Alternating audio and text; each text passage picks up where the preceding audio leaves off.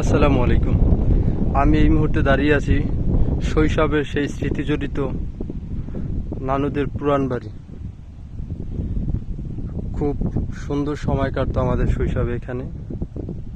আর আজকে দেখাবো এই বাড়ির সর্বশেষ পরিস্থিতি, এখন কি অবস্থানে আছে। এটা ছিল তাদের মেইন রোড, রোডের সামনে ফ্রন্ট সাইড, এটা যেখানে উঠান ছিল। এখন বাসার ভিতরে ঢুকবো। আসলে পুরোটাই এখন জঙ্গলে ভরে গেছে। আসলে বাড়িতে মানুষ না থাকলে যা হয়, পরিচর্যা না থাকার কারণে পুরাই মনে হচ্ছে যে আফ্রিকার জঙ্গল, এমন একটা পরিস্থিতি এখানকার। হচ্ছে বাসার দিকে ঢুকতেছি। এই পাশটাতে প্রচুর কলা গাছ, পুরো বিচ্ছিন্ন অবস্থায় আছে এই বাড়িটা এখন।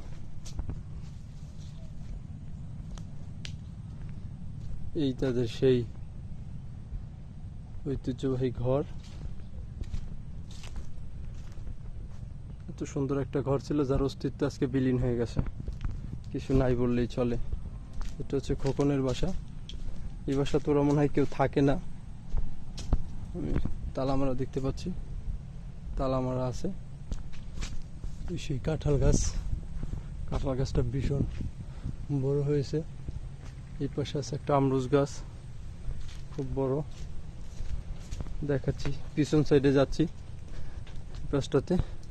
এই হচ্ছে ঘর। ঘরের খুঁটিও নষ্ট হয়ে গেছে এবং চালগুলো সব ভেঙে গেছে। অনেক দিন হয়েছে তো, তাই এগুলো আর ভালো নাই। এই পাশটায় পিছন সাইডে যাচ্ছি, যেখানে সুপারির বাগান। এখানে অনেকগুলো সুপারি গাছ আছে। ওরা কিছু পেঁপে গাছ লাগাইছে, ভালো পেঁপে আছে গাছগুলোতে।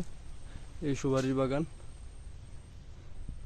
পুরোটাই জঙ্গল আর কি। এখানে ঢুকতেও ভীষণ ভয় করতেছিল, চারিদিকে শুধু জঙ্গল আর জঙ্গল।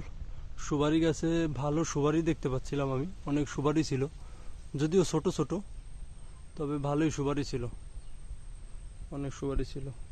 এই জায়গাটা কত না পরিষ্কার ছিল, খুব পরিষ্কার ছিল। আর এখন পুরোটাই জঙ্গল। এটা হচ্ছে পিছনের সাইডের যে পুষ্কনিটা ছিল, ওই পুষ্কনিটা, ওই পাশটা পুরোটাই জঙ্গল। আসলে খুবই ভয় লাগতেছিল এখানে, যে সাপ খুব থাকতে পারে এমন একটা পরিস্থিতি। তো জঙ্গল আর জঙ্গল, পুরোটাই জঙ্গল।